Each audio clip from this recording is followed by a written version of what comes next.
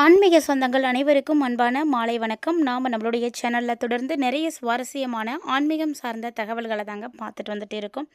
அந்த வரிசையில் மார்ச் 18 அன்னைக்கு வரக்கூடிய அமாவாசை ரொம்ப சிறப்பு வாய்ந்த ஒரு அமாவாசை. இந்த அமாவாசை என்ன மாதிரியான மாற்றங்களை கன்னிராசி நேயர்களுக்கு ஏற்படுத்தி கொடுக்க இருக்குது அப்படிங்கிறத பற்றியும், கூடவே அமாவாசையை பற்றிய நிறைய சுவாரஸ்யமான தகவல்களையும் தான் இந்த பதிவில் நம்ம தெரிஞ்சுக்க போகிறோம். வீடியோக்குள்ளே போகிறதுக்கு முன்னாடி நீங்கள் நம்ம சேனலை சப்ஸ்கிரைப் பண்ணாமல் இருக்கீங்க அப்படின்னா மறக்காமல் சேனலை சப்ஸ்கிரைப் பண்ணிக்கோங்க. கூடவே பக்கத்தில் இருக்கிற பெல் சிம்பிளையும் கிளிக் பண்ணிக்கோங்க. அப்போ தான் நாங்கள் போடக்கூடிய வீடியோக்கள் எல்லாமே உங்களுக்கு நோட்டிஃபிகேஷன் உடனுக்குடன் வந்தடையும்.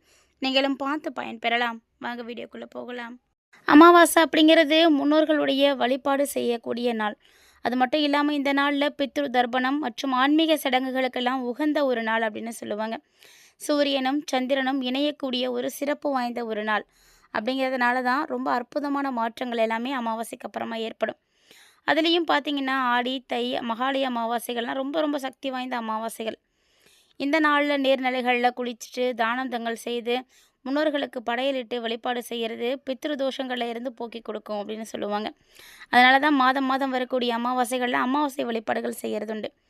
இப்படி செய்கிறதுனால என்ன கிடைக்கும் அப்படின்னு பார்த்தீங்கன்னா, குடும்பத்துக்கு அமைதி கிடைக்கும், சந்தோஷம் கிடைக்கும், எந்த விதமான நோய்களும் இல்லாமல் இருக்க முடியும். அது மட்டும் இல்லாமல் முன்னோர்களை சாந்திப்படுத்துறது அப்படிங்கிறது நமக்கு ஒரு சிறந்த பலன்களை கொடுக்கும்.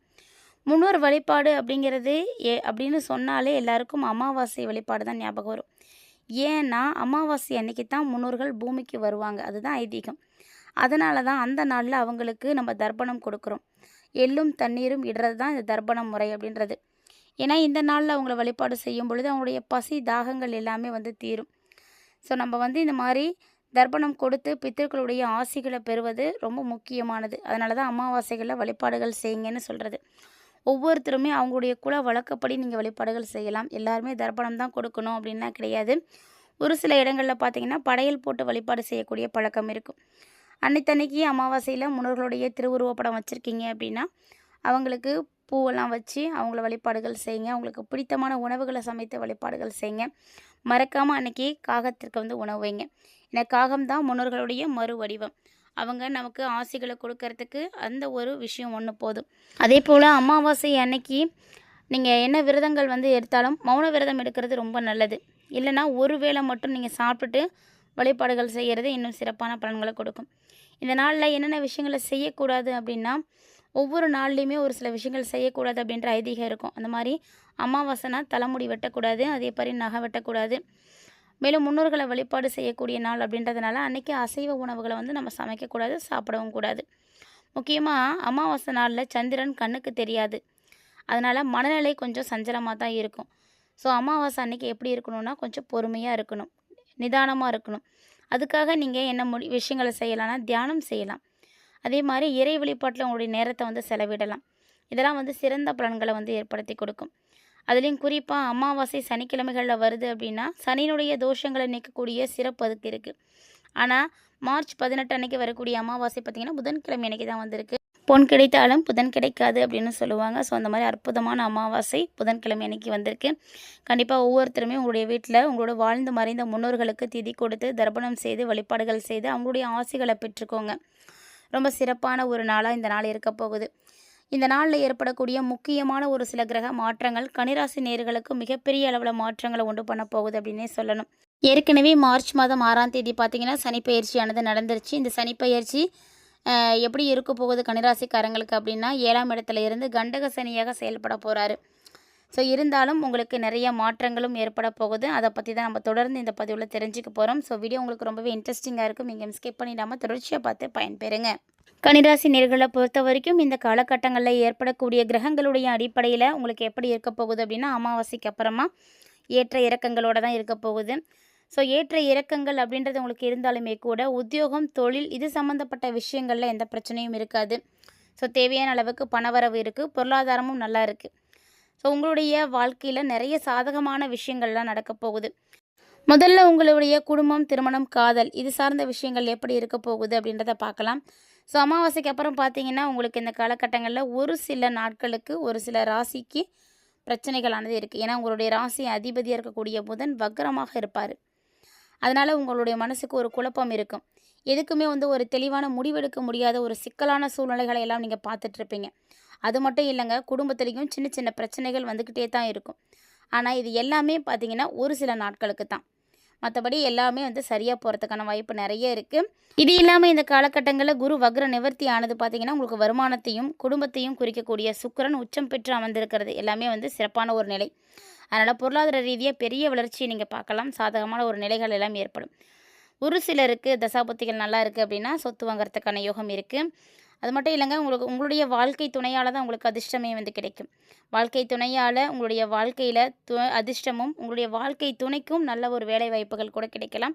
ஸோ நிறைய விஷயங்கள் அவங்க உங்களுக்கு வந்து சப்போர்ட்டிவாக இருப்பாங்க அப்படின்னு தான் சொல்லணும்.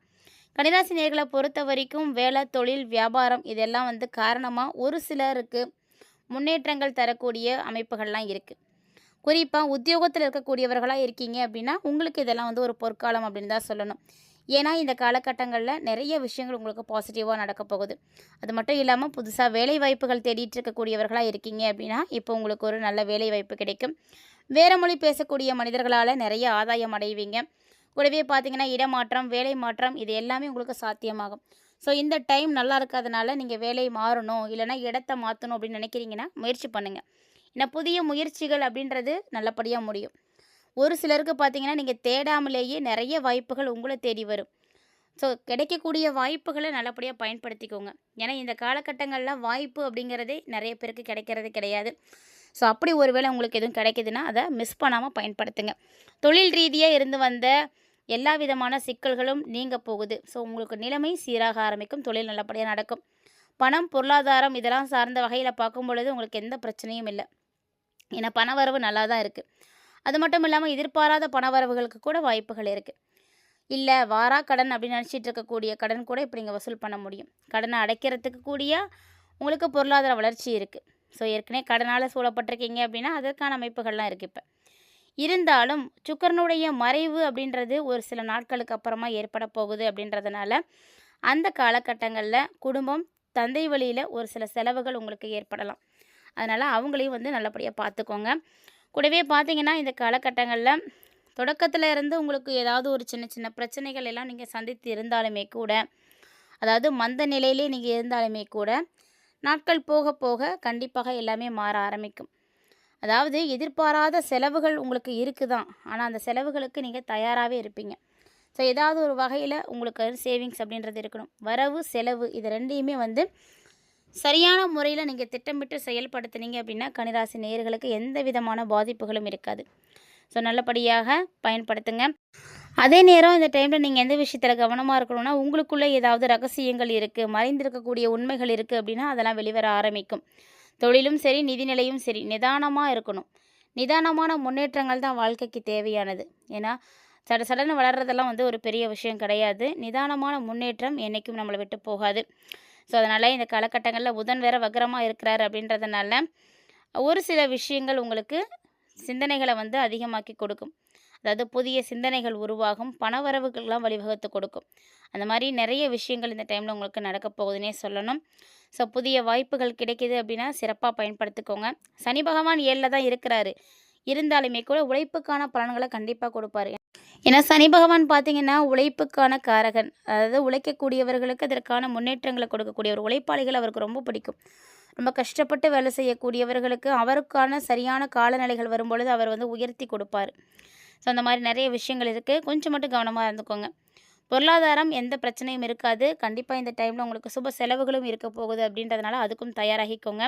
ராசிக்கு 7வது வீட்டில் சூரியன், செவ்வாய், சனி இந்த கிரகங்கள் 3மே வந்து இணைந்து இருக்கிறதுனால உங்களுடைய உறவுகளுக்குள்ளே நீங்கள் நிதானமாக இருக்கணும். ஏன்னா கன்னிராசி நேயர்களை பொறுத்த வரைக்கும் உறவுகளுக்குள்ளே தான் நிறைய பிரச்சனைகளை நீங்கள் பார்த்துட்ருப்பீங்க.